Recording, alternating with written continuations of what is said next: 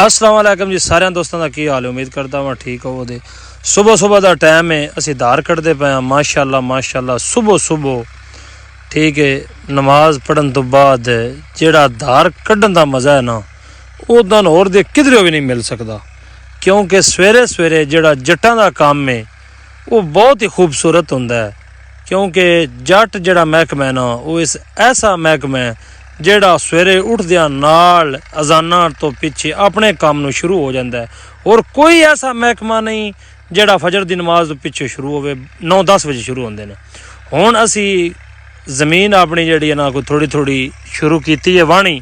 अज पहला दिन ने, असां का कोई 2-4 किले वाहने हाँ। तो हौली हौली जी ना जमीन वाहनी, कोई लाभां शाभां कढ़नियां, लाभां वाली जमीन भी बनी पई है।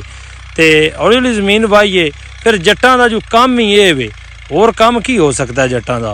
तो असी नालों नाल जमीन वाही आने, नालों नाल कोई लाभां कड्ढने, अग लाई है थोड़ी सड़न वाली है, असां के भी साड़ लई, असी खलो गए हाँ। तो नाल नाल वांदे भी जाने हाँ। सिर्फ जट बंदा एक सारा बर्दाश्त कर सकता है, और कोई ऐसा बंदा नहीं जिहड़ा बर्दाश्त करे।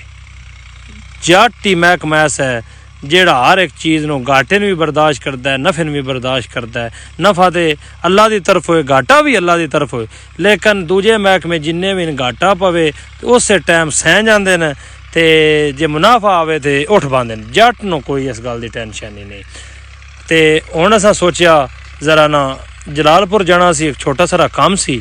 हुण असां मोटरसाइकिल कढ़िया तो सड़क के उत्ते बजा रखिया।